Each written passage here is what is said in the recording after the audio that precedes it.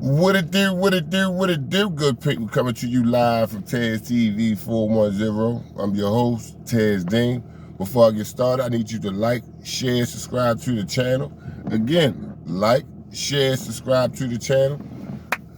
All right, now that we got that out of there, I like to talk about the recap of Dennis Pride, 140, almost state champion, city champion, Dennis Pride, the interview that I did last Sunday. First, I'm going to say, Dennis, thank you again. Thank you again for joining the platform. You know what I'm saying? And I told you the plans I have in the future for the wrestlers.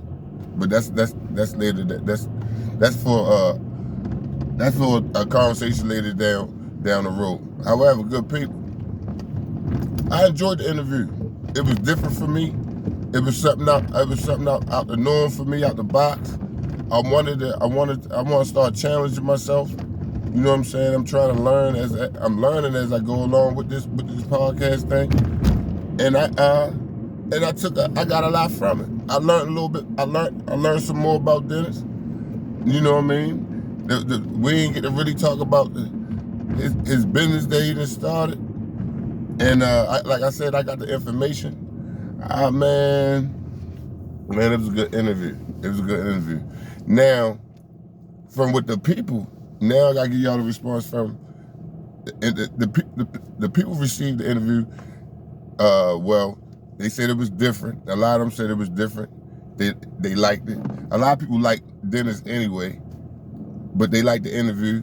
They got another perspective of everybody thinking Dennis want to go to the Olympics, that Dennis wasn't even tripping off of it.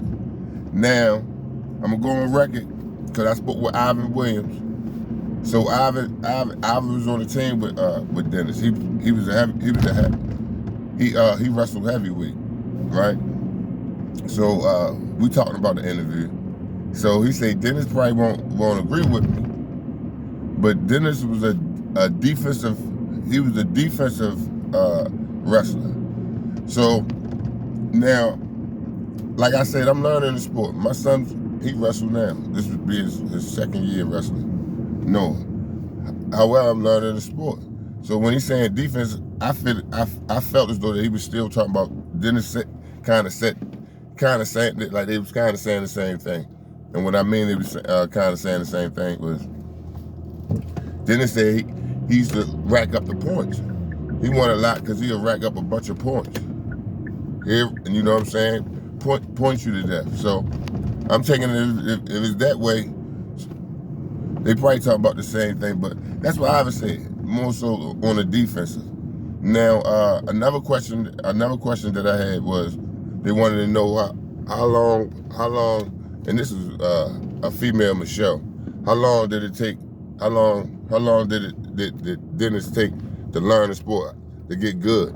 Now, in the interview, he said his neighborhood, him growing up, him wrestling, his friends and his family, all that sharpened up his skills. Now, I know it's a little different today. We don't let our kids don't even go outside and play as much as we did and wrestle and get in. I mean, I ain't say get in stuff, but they still get in stuff. However, I'm gonna say compete. Like, we came outside, we competed in everything we did. And that's boys and girls. If the girls even doing the hopscotch or doing what's the thing with the ball and they got to pick up, that's still a competition. They still try to beat each other. The males, we playing football, we wrestling, you know, and that's from East and West Baltimore, South Baltimore, North Baltimore, Northwest. It don't matter, all over.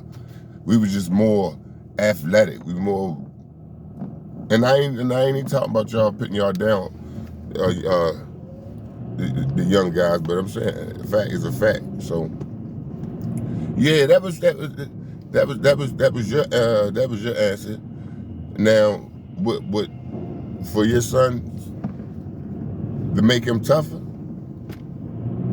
Just get him and I feel as though just put him in the sport. And if he like the sport, he gonna get better at it. If he like it, he gonna improve in it. Well, like I said, I wasn't gonna hold y'all long. I'm not going to go no longer than 7 minutes. It was a great interview. Thank you again. Thank you again, Dennis, for joining the platform. We're going to have more wrestlers on, coming live from Taz TV. I'm out.